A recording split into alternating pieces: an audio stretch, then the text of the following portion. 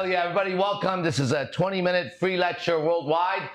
I'm AZD, Rise Up Our Motherfucking D-Bazaar, and this is IMC Nation, the international, we're worldwide, somewhere, wherever country you're in, there's an IMC Nation over there.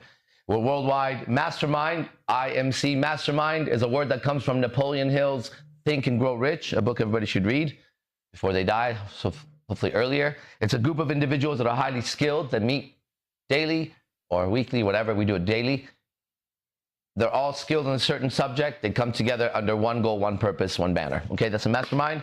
And council is the people that get together and have voting rights on groups. Okay, this is IMC Nation, and welcome. And we're gonna get started today. I'm gonna do this, about 20 minutes, maybe 30 minutes. Then I'm gonna go into a class for men only. Now that's a paid class. It's called the Players Club. We'll talk about it more later. This is a book called Breathing Truth. It's available. You can get it online. Okay, just ask any of the IMC Nation guys. Let's read from it. Some philosophy, a little different. All right, here we go. It says, when was the last time someone acknowledged something that was really important to you? When was the last time in conversation you were talking to somebody and they acknowledged something that was really important to you? Think about that for a second.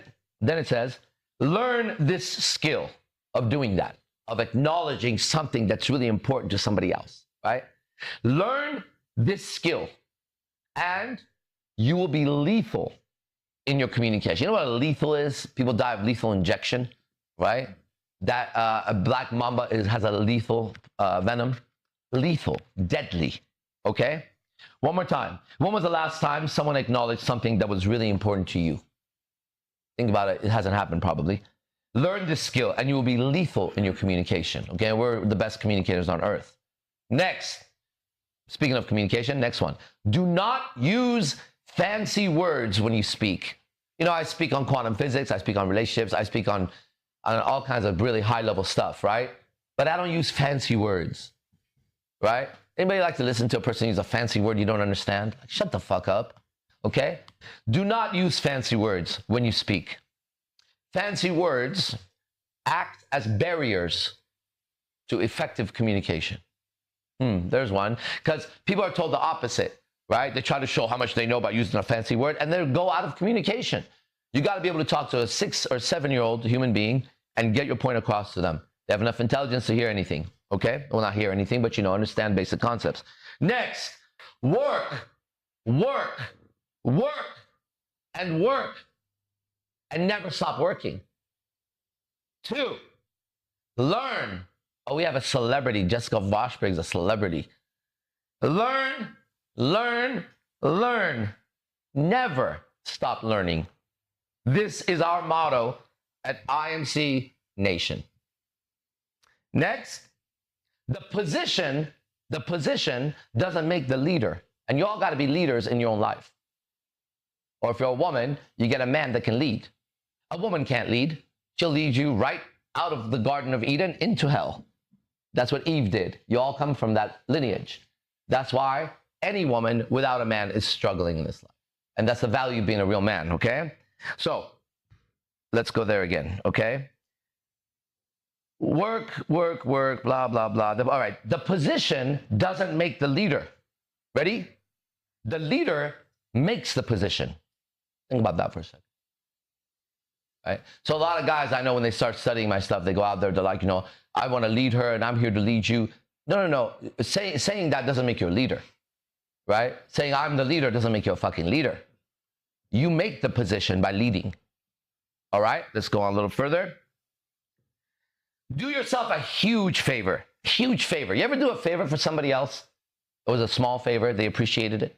You ever do a big favor? I don't know if you've done a huge favor for somebody. I have. Now do yourself a huge favor. Have you done a favor for yourself? Do a favor for yourself. Do yourself a huge favor. And separate yourself from those who are not growing and not evolving. Just separate yourself from them. Don't be in relationships that are like that. Don't be in companies that are like that. Don't be in friendships that are like that. If they're not growing and they're not evolving, do yourself a huge favor. Separate yourself. Your life will begin to dramatically change in a very short amount of time. Because you're really being held back by the opinions of people around you that you're going to have to convince that what you're doing is right or wrong or you're whatever the fuck, right? Next, what makes you unbreakable? And you know, this is a question. I had a girlfriend, we used to call her Darkness. Her real name was Valerie Labrie. Shout out to Valerie Labrie, who's now fat and a lesbian. But she wasn't that when she was with me. And I remember the first time I met her, she came to a martial arts class that I had. Super pretty. And she was doing the kickboxing class, cardio kickboxing. And I went up to her and I said, I'm going to ask you a question and you're going to have to be able to answer this. Right? And she's like, well, she didn't know me. I said, what makes you unbreakable? Answer that before this class is over. And she kind of looked at me. She goes, what do you mean? I said, well, life is going to try to break you. I could tell she was having problems. I said, but you have to have one answer that always beats whatever life does. You have to know why you are unbreakable. You could bend, right? You could get twisted, but you're not going to break. I remember she became my girlfriend later, but she tweeted one time. She was during Twitter times, or she liked Twitter. And she tweeted, there's two men in my life that I'm never going to forget. One is my own father, she said, for whatever reason. And she goes, two is, she tagged me, Arash Dibazar. I didn't know her. She goes, he asked me a question that changed my life. He said, she put in quotes, what makes you unbreakable? I'll find that message one day because it shows up. I posted it one time, right? And that's a question every human being has to answer. Now, some of you, it'll be because you love somebody. Maybe you love more than one person. That's where I get my power from. The love that I have for others, I can't break. Fuck them, you know what I mean?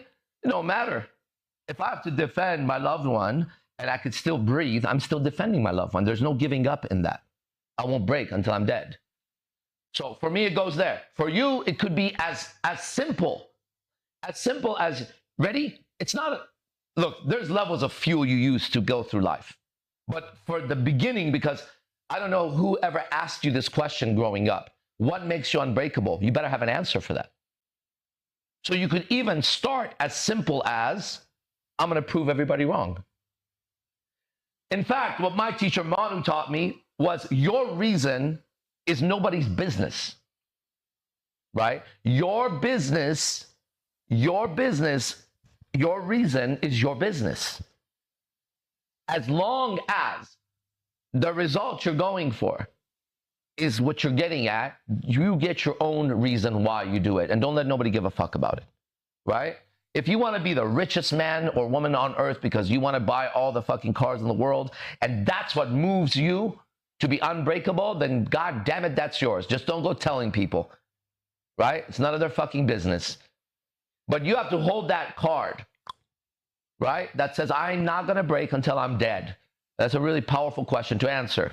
Okay, what makes you unbreakable? Now, you may not have an answer right now, but if you pose the question to the mind, the subconscious mind will give you an answer.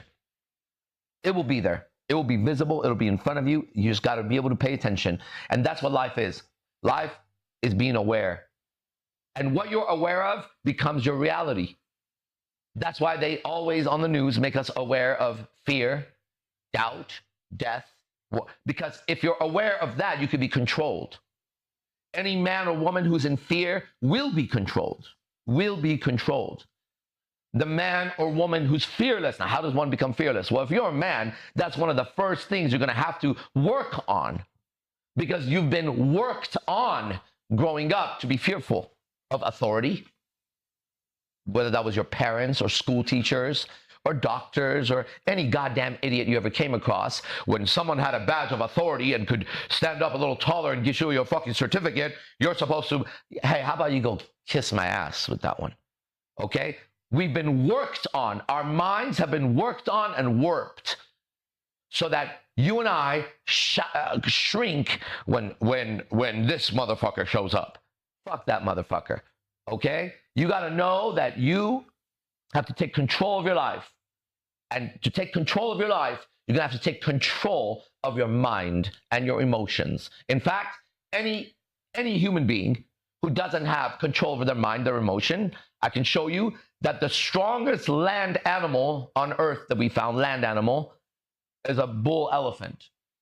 It's right there with a hippo And believe it or not, a giraffe, because size does matter, okay? You know, a giraffe can walk past 2 lions, and it can walk past them cautiously, not 2 male lions, all right? Definitely, it could walk past 1 lion, female, maybe even male. Watch out for that male lion. He's got that spirit. He'll just go for you, okay? But the thing is, one of the strongest land animals is, if not the strongest, is an elephant. And I'm going to tell you how I know that. I actually know that through the tradition of yoga, Maharishi Mahesh Yogi. And he knows that through Patanjali. Look up that name. Patanjali is the guy who, the Naga, the half snake, half humans, taught him yoga and showed him how to do yoga in a very particular way. And it's from Patanjali, if you read his sutras, right, which is formulas, that the strength of the elephant is called upon by a yogi. So the strongest, the most powerful land animal that can simply, I'm going to give you some stats of an elephant. You see a big Nile crocodile? An elephant can crush it stepping on it, like this. Or using his dome, his head, break it. Or go on his knees and do this to it. And then if it has tusks, forget about it, right? So an elephant can crush an alligator. An elephant can go head to head with the biggest white rhinoceros you've ever seen, which is the biggest rhinoceros there is, and flip that fucker around. An elephant is one of the only animals that can walk through the jungle and uproot a tree by boom. Boom. 2 male bull elephants can bring down like no problem. But 1 elephant can, if the tree is a little thin, you know, it just, or break it down. It can walk and break the trees. That's how powerful that fucking animal is. However, it can't control his mind and emotions. So we make that elephant stand on his legs and wear a tutu and spin around and paint. And people show up to, look at that stupid animal. Because we control its mind and emotions through stimulus, response. Stimulus, response. It can't think for itself. In fact, one of the most fascinating stories about elephants in circus, I'm fascinated by both, is that they get a baby elephant and they tie a big chain on the baby elephant. And the baby elephant tries to get away. Doesn't know, just kind of tries to walk around. And it's too weak for that giant chain as a baby. Every day they chain this baby elephant. Now, at some point, the elephant is so big that it could just do this and the chain will break. However, they use the same chain on a grown elephant that they would use on a baby.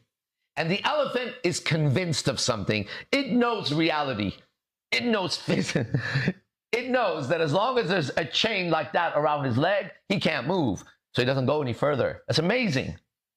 Then if you go on YouTube, maybe, because I've seen it on Instagram, put up, I don't know what you would put up, I saw it on Instagram, okay? And it says the power of the mind, and it's a horse. And a lady walks up to the horse, right, without anything in her hand. And she does this on the horse's neck, like she's tying something. Have you guys seen this one? She doesn't tie anything. She just goes like that, as if she is, grabs an imaginary leash and walks, and you see the fucking horse be led. Same thing.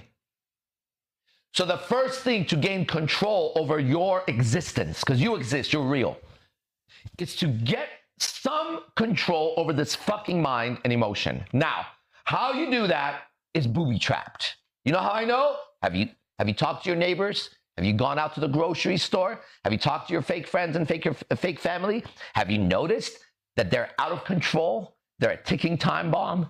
Have you noticed one text, one bad conversation can break a relationship of 7 years, 10 years, 15 years? That's how solid your relationships are. They're as good as sandcastles. What did you say about that quote? Castles made on sand drift into the sea eventually. Castles made of sand drift into the sea eventually. Without a doubt. Remember the story of the 3 little piggies? They built 3 houses. One took his time and built a brick one. One did sticks, and the other one did a fast job. The big bad wolf came, blew the first one down, broke the second one down, and they all ran into the house with the bricks, and they couldn't do anything to it. There's more to the story if you watch Looney Tunes. The one with the brick eventually had Elmer Fudd in there. He's a character from Looney Tunes. And Elmer Fudd had a gun. And when the wolf knocked, Elmer Fudd opened the curtain and put the gun out. I said, who is it? And the wolf said, oh, jumped the other way. Door open, Elmer Fudd ran after the wolf and shot it. Yeah, that's the rest of the IMC story. We just put Elmer Fudd in there. We make friends. Right? We make friends. That's IMC Nation, integrated. So, it's so important that if I ever studied any subject, and I do, I'm studying martial arts again, the first thing I look at is the mental state and emotional condition of the person teaching me. Right? I walk into a brand new martial arts academy. They don't know who I am. This is real. This happened. And there's a lot of tough people. There's weak people. There's children. There's women. It's a whole fucking thing going on. And first thing is what? Everyone, it's a vibe check. And you read everybody. You read their vibes. You read their body language. You read the way they look at you. Then you go in. Now I have to meet the instructor. This is a vital moment. Why? Well, outside the greeting, I want to pay attention to this instructor's mindset. How he presents the information, how he corrects the information, if he's showing off or not, if he feels confident in what he's teaching or not. Does he demonstrate the move? Is he walking around like his attention is somewhere else, or is he in it? Like all these things I'm not even worried about anything else yet. Because if he's lacking any of these, then I won't be able to receive the information from that guy. He won't be able to deliver it. First thing is the state of mind. Is he into it? Is this a job or is this a passion? Right? By the way, I got positive marks on where I went from the guy that was teaching. There's more than one instructor. But I immediately liked his vibe, then in the class, then after the class. And okay, let me say this. One of the guys over there has a great character. And I would like to be his friend. And the thing is, I always want to learn from a friend.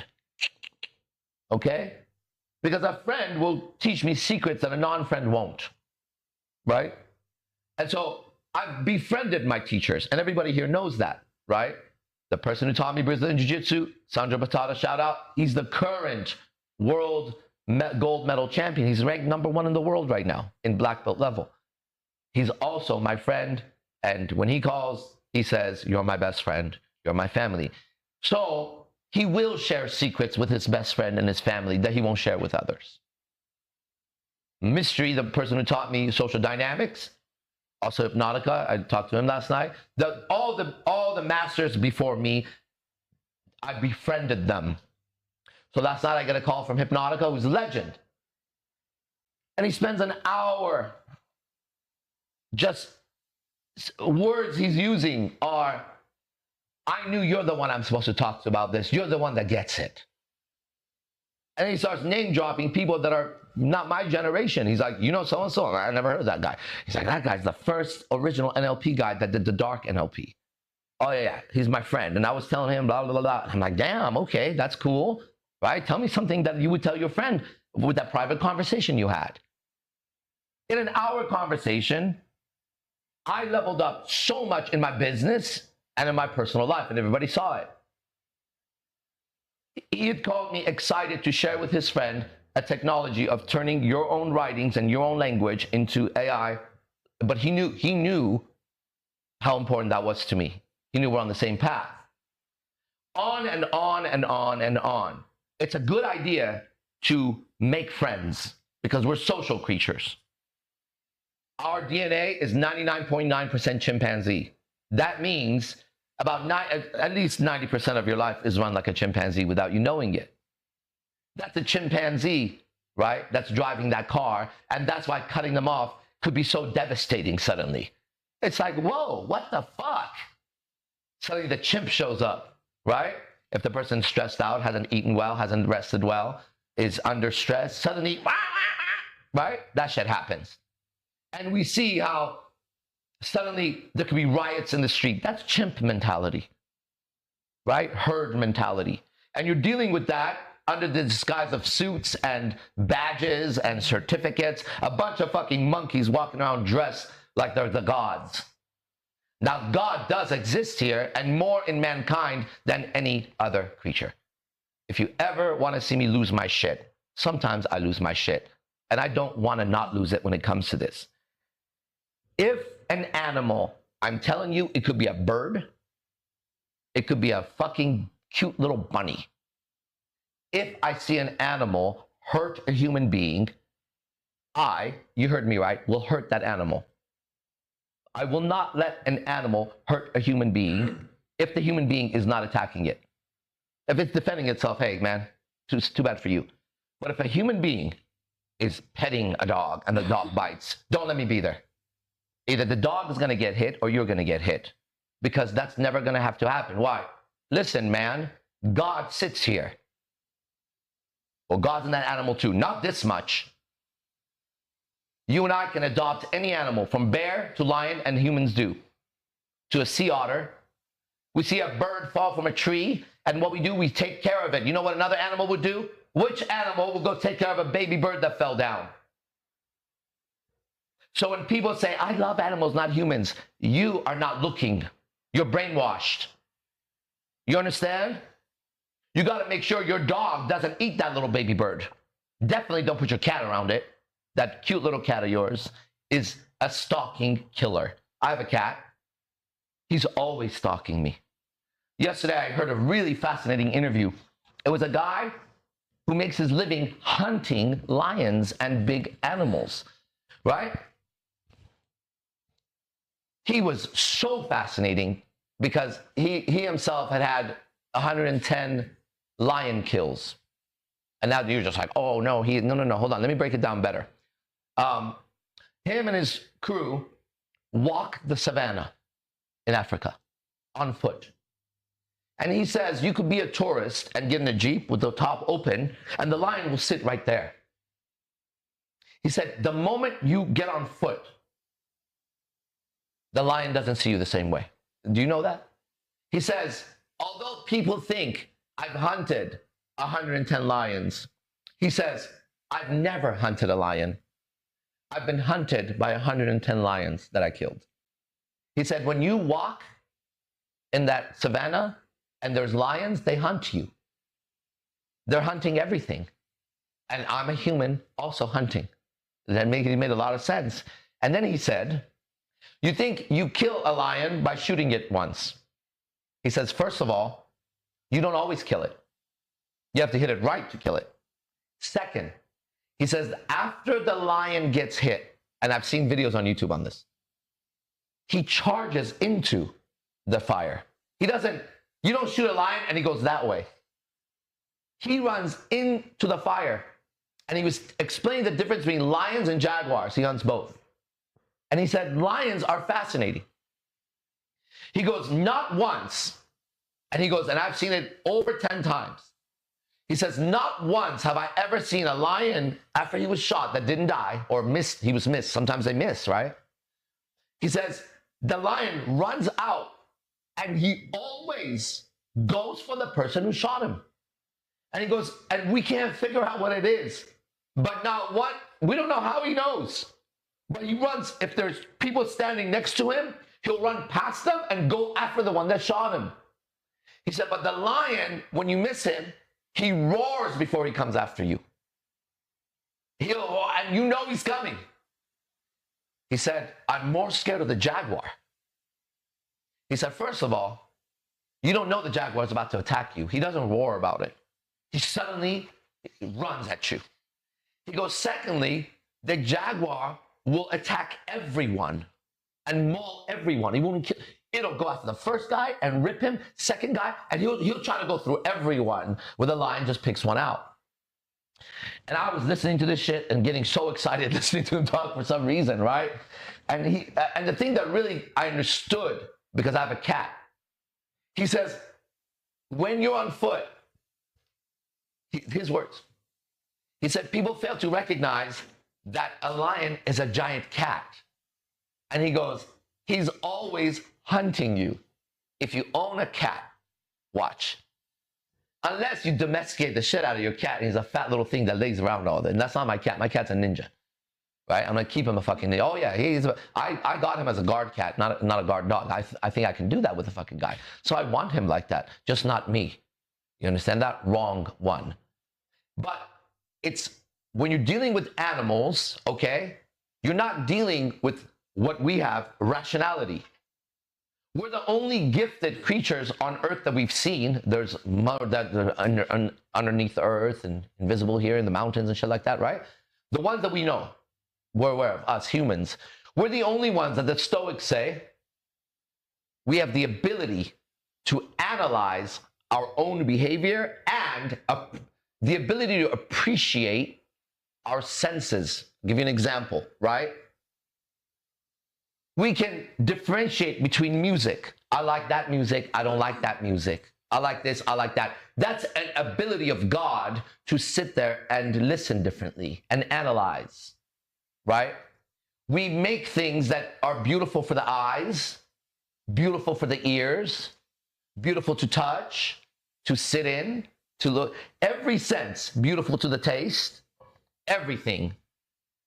And that's a skill that we take the raw materials of life and use intelligence to wield it like an alchemist to something that we as only humans, animals don't give a fuck who painted that picture, right? You put a $10 million Picasso painting and a piece of meat here, he's gonna go after the fucking meat.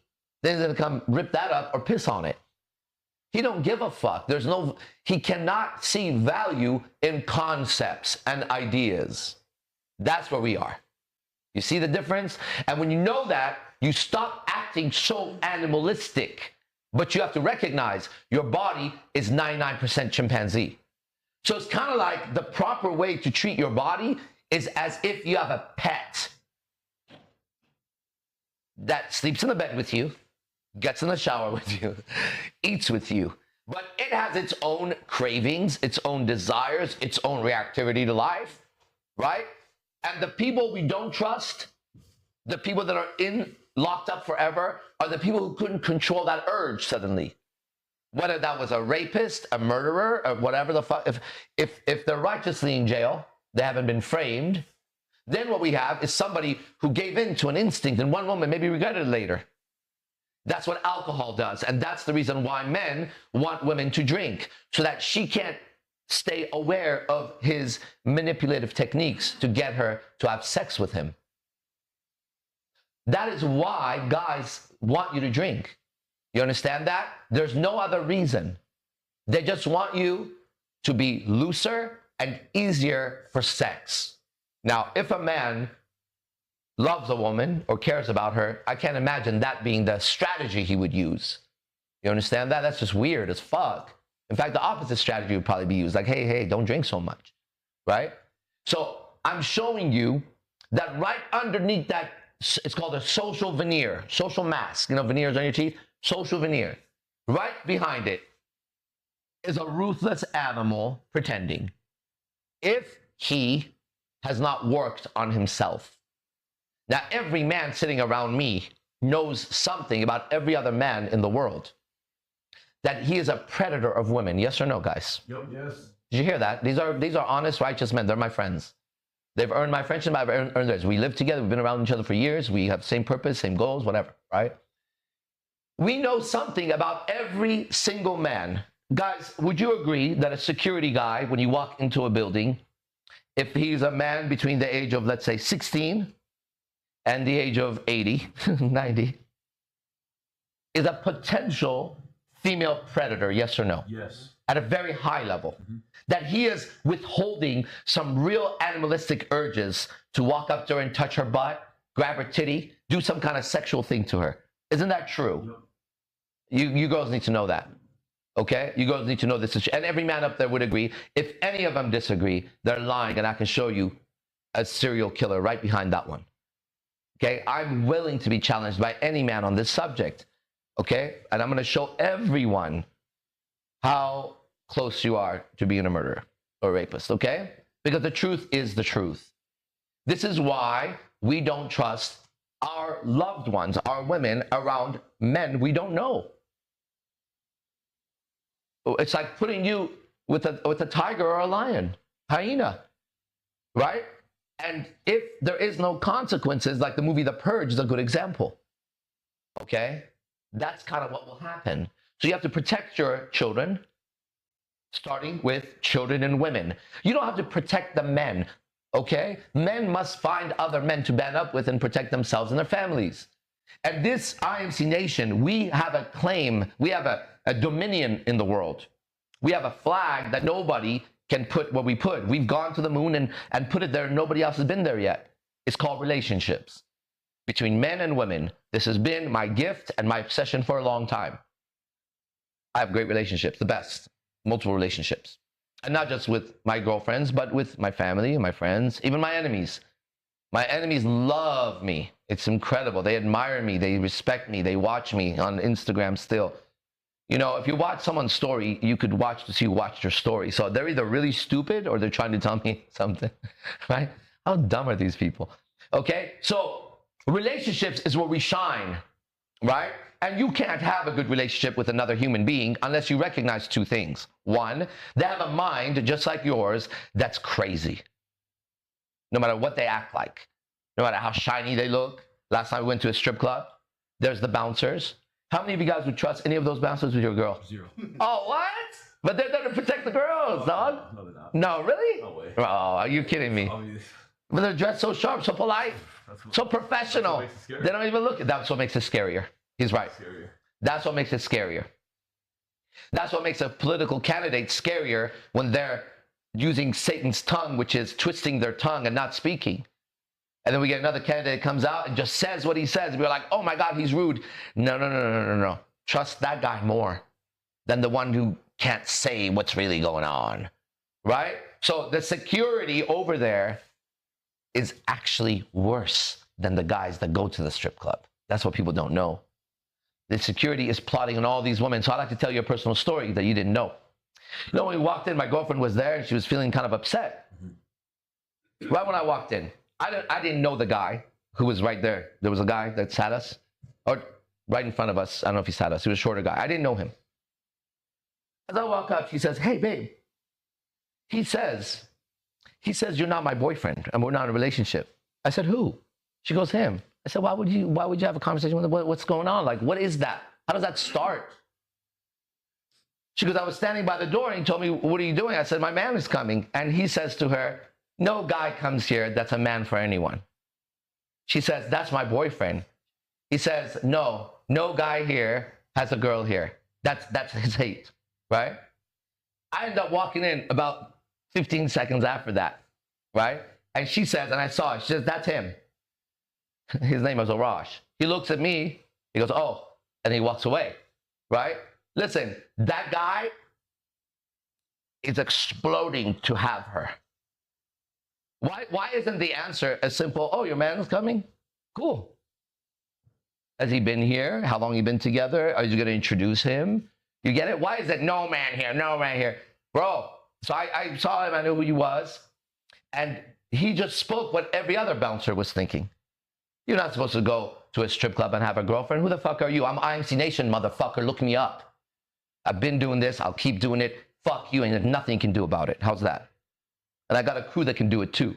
So when we walk in, we're not the prey, motherfucker. We're the predators. Get that straight. My ancestors, they made it in the fucking jungle. And this is a fucking jungle, and I fucking see it. And I've been trained by them, and I'm representing them and the future generation. My children don't come from my balls. My children come from the people who take the philosophy and live forever.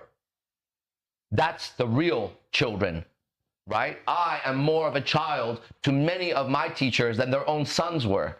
They adopted me.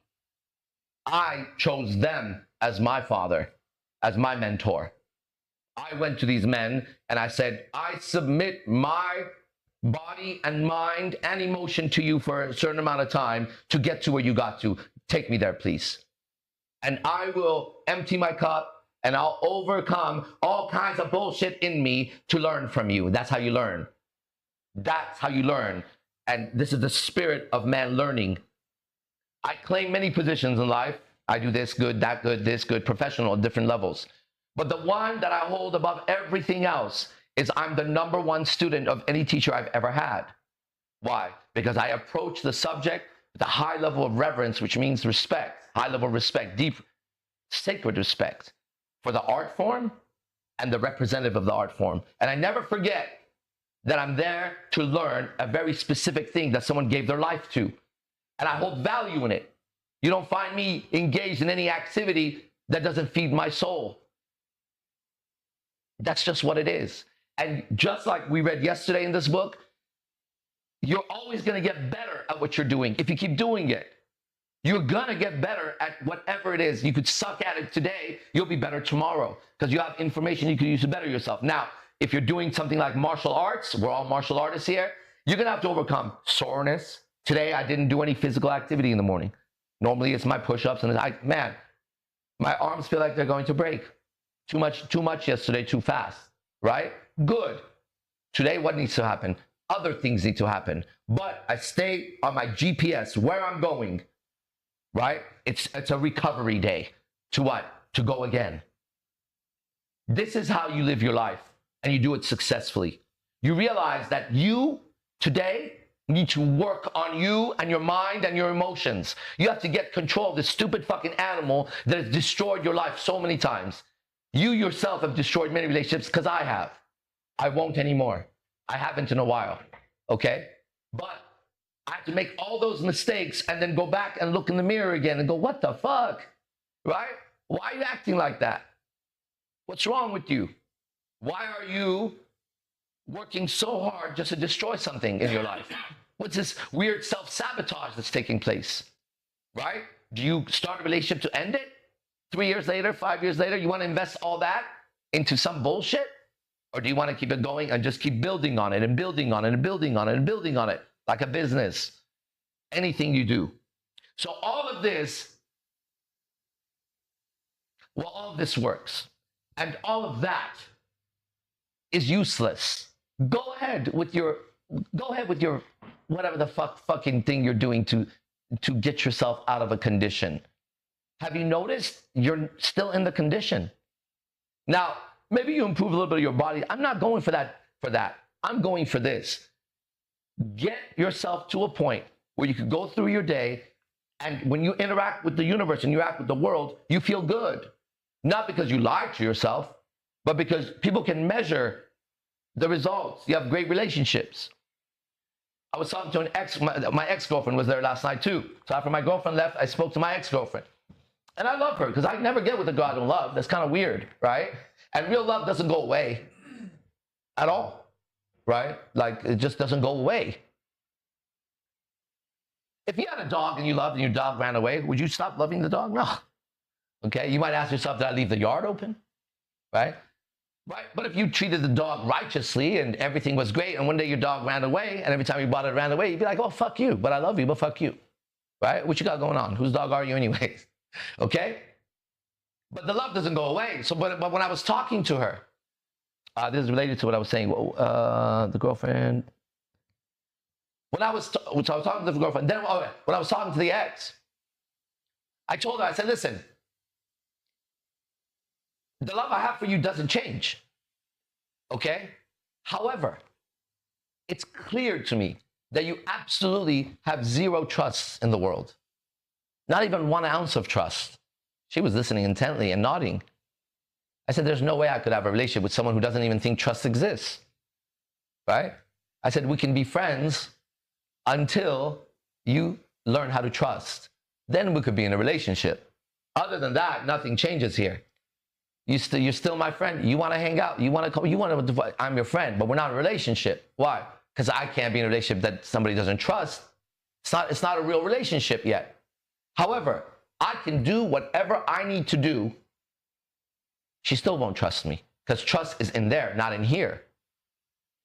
So that's where the frustration of somebody who doesn't see this, doesn't get the body language, doesn't get the syntax, which is the way someone speaks, the grammar, that this person has no trust. And I've been with her. I was with her for a month, a very short relationship. But how can you be with someone that doesn't trust you?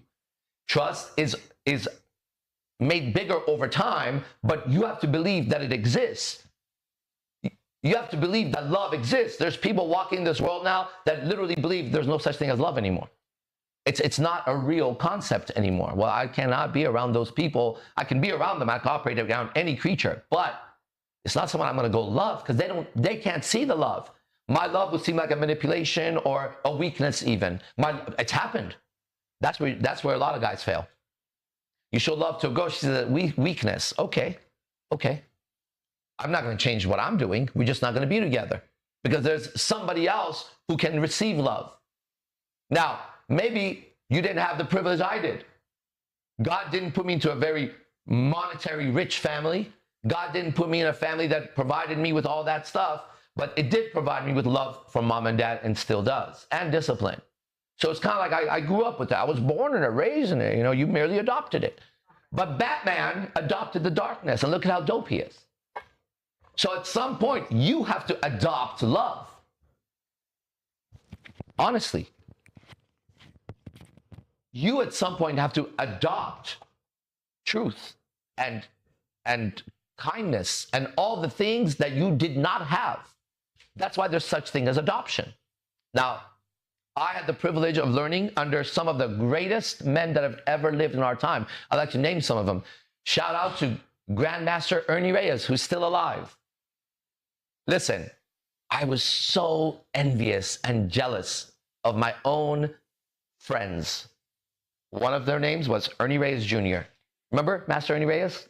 My master in martial arts? He had a son. He had named after himself, Ernie Reyes Jr., his oldest son. Then his other son was Lee Reyes. They were both my friends, and my age was in the middle of both. One was younger than me, one was older than me, but I was right here. Now, ready?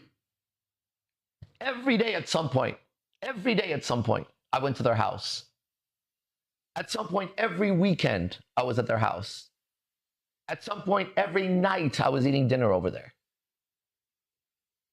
I became an adopted son, but I wanted to be adopted by them. And I learned the martial arts culture through that man. Honor, loyalty, family, respect, bravery. Oh, that's the last one. I missed one. Okay, so I loved hearing his stories. One story he would tell us, because he was very tough with us, and thank God, please, if you have a man in your life, make sure he's tough with you as a man. As a woman, make sure he's strict, disciplined, but he knows what he's doing. One story he would tell us, because he would put us through some hardships, you know. He would tell us the story of his teacher, Grandmaster Che. And he would say, his words, he says, when we wouldn't learn the lesson in the martial arts, he would try to teach us. And if we didn't get it, his words were, he would beat it into us. And when he said he would beat it into us, his teacher was older than him, Korean guy, straight from Korea. His face never changed. You ever seen a Korean old man's face that looks the same age forever? Right? He's there's like no wrinkles. He's like 400 years old, right? And he always wears a fucking suit. He's skinny. He never gains weight. And he always looks strict as fuck. That was Grandmaster Che, right? I met him a few times. And I loved hearing him say that he would beat it into us. Like, oh man, that's cool, right? Well, I'm a guy. I grow up like, oh, beat it into me. That's why martial arts is not for you. Because a guy's supposed to get excited to learn like that. He wants to be a Navy SEAL. He wants to be a warrior.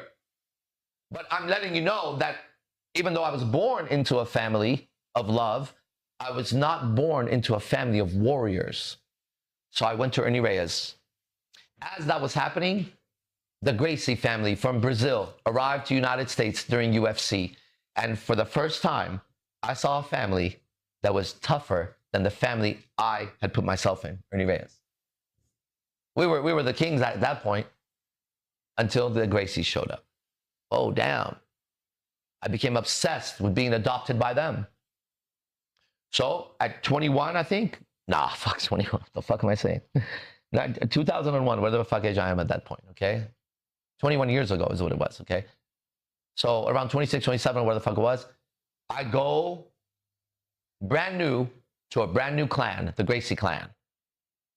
And Batata and half Gracie, I get myself adopted in that family, right?